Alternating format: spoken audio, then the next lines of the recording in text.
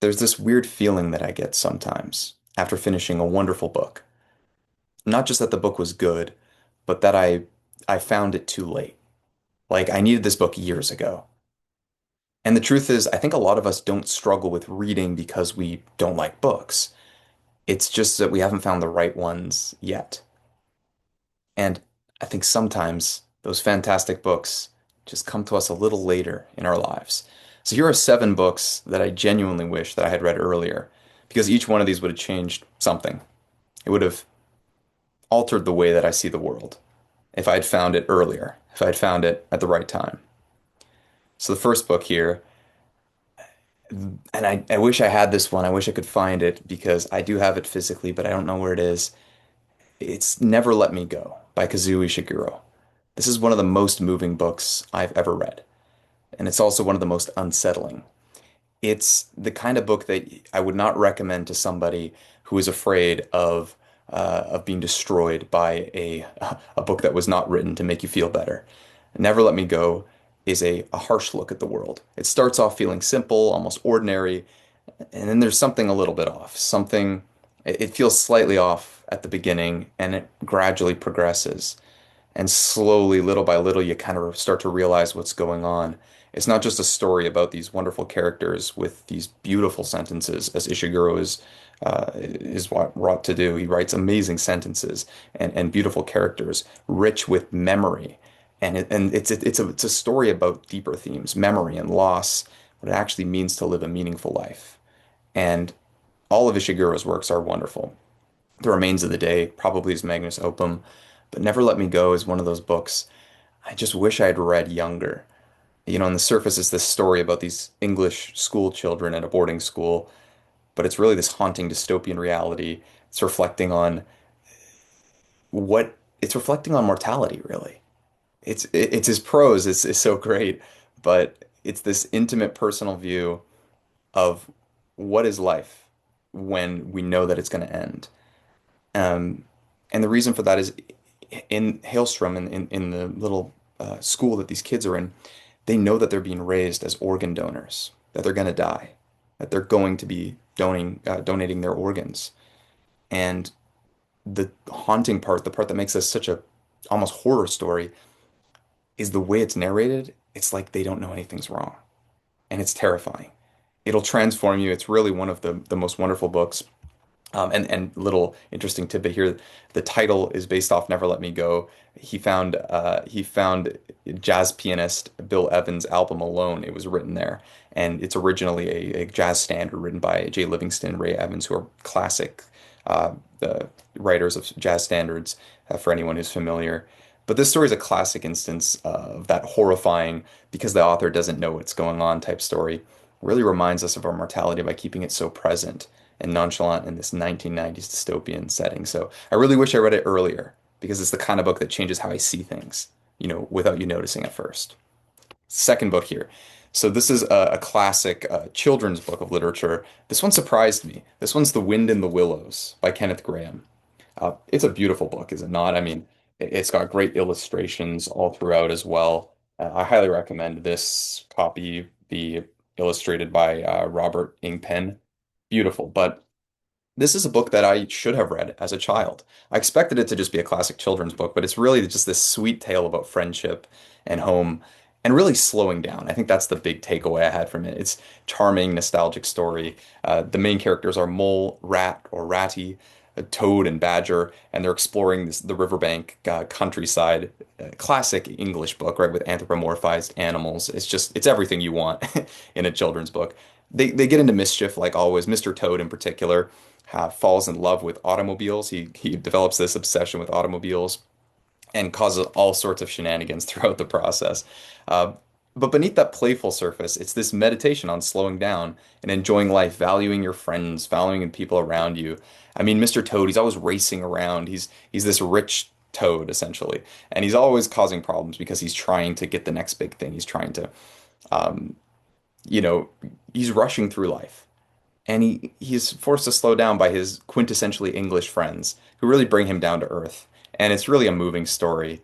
In the end, it was originally based on bedtime stories that Kenneth Grahame told his son Alistair, which I think is also just so sweet. And it already feels nostalgic to me because I read this book with my mother, sister, and grandmother for our book club.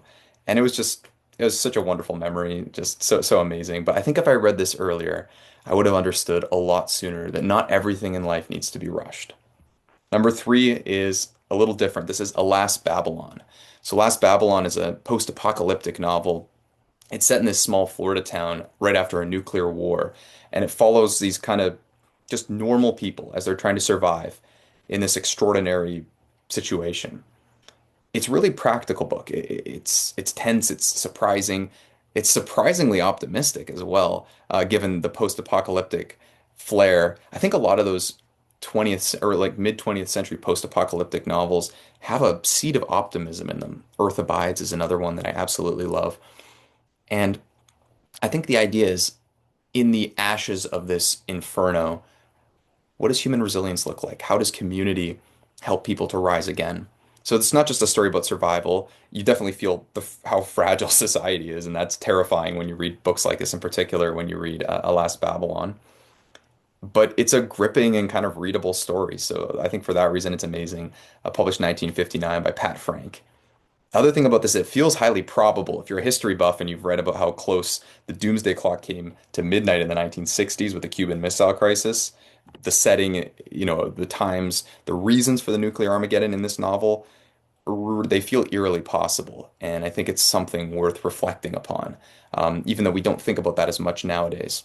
Um, I really wish I'd read this, though, a decade ago, alongside The Stand and The Road and The Day of the Triffids and Earth Abides when I was in that kind of teen post-apocalyptic phase, because it's just so good. It's a classic. Um, and really, I guess the main reason is because it strips down life to what actually matters. It's post-apocalyptic, um, but it really quietly asks you, if everything falls apart, what kind of person would you be? And I think it's an interesting question to ponder. Number four, The Haunting of Hill House. So, The Haunting of Hill House is a psychological horror masterpiece by Shirley Jackson. She's also a fantastic short story writer. I'd highly recommend her short story, The Lottery, if you're interested in short stories. It's the kind of thing you'll read very briefly that will change you. It'll transform you and really affect the way you see the world in a few short pages, which is what you're looking for. But The Haunting of Hill House, I really wish I had read this. As my first introduction to Jackson when I was a kid, because it's just so good. There's a reason Stephen King, kind of touts her as one of the great influences to him in the horror genre. She's amazing. I mean, she's truly one of the great horror writers. Um, yeah, we could do a whole deep dive on all the great horror writers, but Shirley Jackson has her own genre. She's created her own thing. The premise of the story, this kind of shy, quiet girl named Eleanor, she enters Hill House, and the lines between reality and imagination start blurring. It's this kind of creepy tension that builds up throughout it. There's an amazing ending. The climax is just wonderful as well. But it feels deeply personal when you read it, and I think that's one of the reasons why it's such a great novel. Another thing I found when researching this is Shirley Jackson actually based this off a group of 19th century psychic researchers she was reading about, this classic cast, of characters that you would expect of 19th century uh, psychic researchers. Just they seem so interesting, and I honestly want to read just about more in depth just what she wrote about studying them. But it's also a classic story. It's so enjoyable. It has the classic cast, right? Everything you want in a great horror mystery story. The brilliant professor, the careless millionaire, the mysterious young woman. It's just awesome. And it doesn't feel like a pastiche. It doesn't feel like a trope because she kind of invented the genre. So nowadays, if you did that, it might feel kind of, tacky. But it's really well done. Beautiful novel. Um, and I just love Eleanor's psychological enlightenment, development, progression, deterioration. Take your pick, right? That's the cool thing about this. Keeps you wonderfully unsettled throughout the narrative. And yeah, it's not just a haunted house story, right? It's really about loneliness and how your mind can become the scariest place if you're living in a scary mind. But I really wish I read this earlier because it makes me realize how much of fear is not external but really inside. It's what we think in our minds. It's a really cool perspective into that. Yeah. Anyways, lots more Shirley Jackson to come. We've always lived in the castle. We got to look at that at some point in the future. But number five is Butcher's Crossing. Now, Butcher's Crossing, one of my favorite novels. A lot of people know John Williams for Stoner, which is probably his most famous work. But Butcher's Crossing is, in my opinion, equally worth reading. It's just a wonderful book. It's set in the 19, in the, sorry, the 1870s in the kind of American West. A story about ambition, obsession, the price of chasing something massive. And it starts and kind of ends in this frontier town, this fictional town called Butcher's Crossing in Kansas, where this young kid named Andrews joins a buffalo hunting expedition. Um, so Will Andrews, he's this 23-year-old minister's son in his third year, I believe, of Harvard, and he's really inspired by Ralph Waldo Emerson. He has this call, this pull towards the wild, and he wants to go to the frontier. He doesn't want to stay reading old musty books in Harvard the way he feels about it. He wants to go really experience the frontier. So he quits college to go find himself in the Great West, as it were.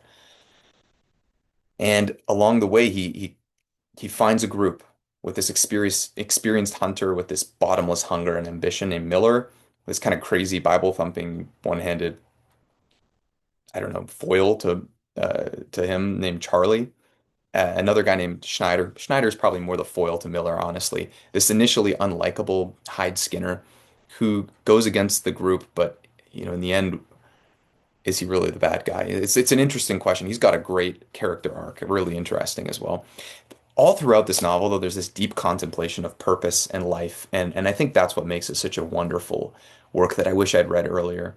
Um, Kind of, it's so classic, right? Young man heads into the wilderness on a buffalo hunt, and he discovers nature is way harsher than he ever imagined. Now, Williams is a very simple prose writer. McCarthy, I think, would be proud, as would Hemingway. But honestly, he's just such a good writer. His sentences are wonderful. Um, the book really examines the human drive and obsession with our natural world and kind of conquering and dominating it. And it explores the thoughtless violence and waste that can also come along with that. But it's really considered a lot by many to be among the first pioneer novels of this more realistic Western novel subgenre that a lot of people, that love Blood Meridian, for example, will talk about. Um, it feels like you're in the Wild West, right? Yeah, of course, because that's where it is. But it's really about.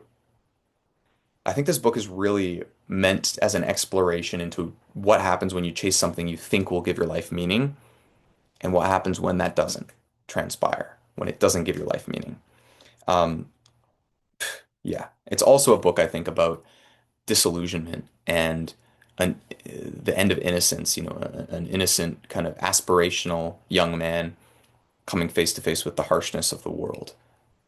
I love this kind of gritty Western novels. I also love the classic older Westerns too, so don't get me wrong that this is the only way to enjoy Westerns, but these are wonderful Western novels. I really wish I read this earlier because it would make me question what I was actually pursuing, and why. And I think that's where that comes from. Number six, Their Eyes Were Watching God. Now, classic of Harlem Renaissance.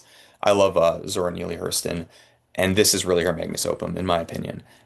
Barracoon is really interesting as well, although allegedly a lot of the stuff that she wrote in that was kind of um, maybe a little disingenuous. So we might have to revisit that. But Their Eyes Were Watching God is a wonderful novel. It follows this young girl named Janie Crawford. She's kind of on this quest. Classic, right? Searching for love and independence, her own voice in 20th century Florida as a young black woman, the grandchild of former slaves.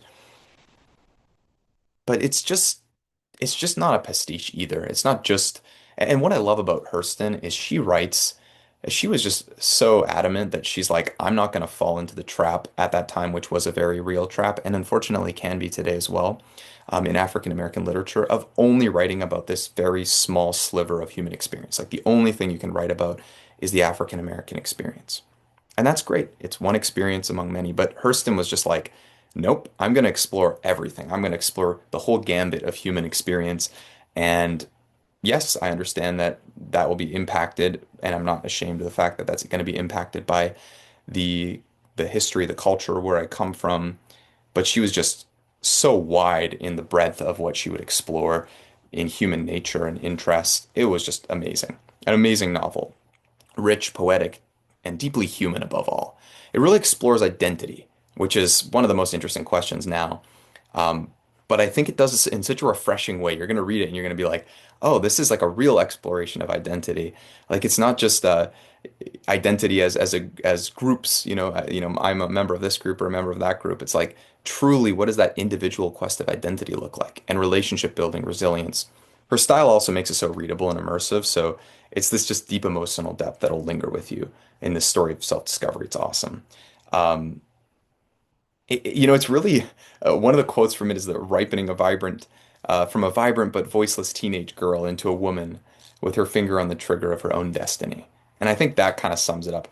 It's just it can't sum it up, but it gives you a sense, you know, a synecdoche of the novel, what it looks like. But she is just such a wonderful writer, and evidently she wrote this in Haiti over 7 weeks. So I'm pretty jealous as a writer, but this is one of those books that changes how you think about voice, about your voice, identity, love, becoming who you really are.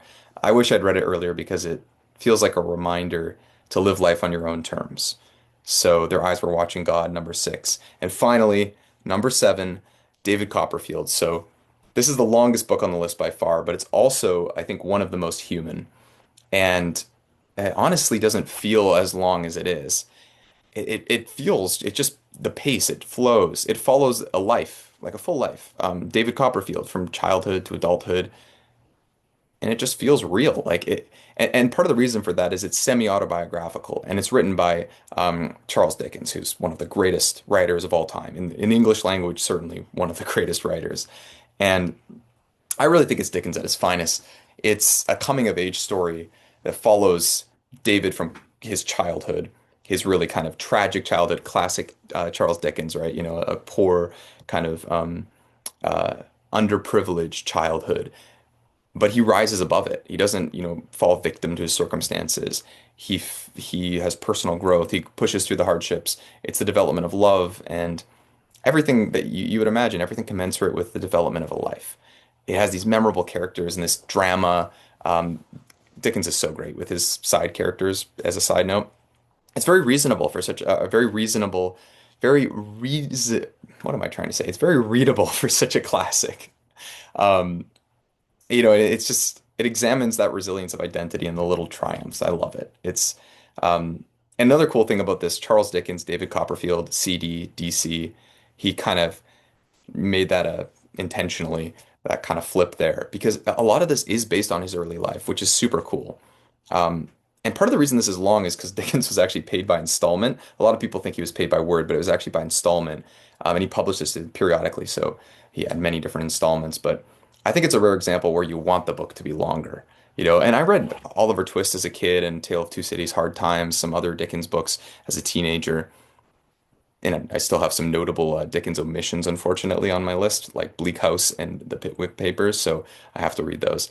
But David Copperfield feels like the one I should have read first. I wish I'd started with it because it's just so wonderful.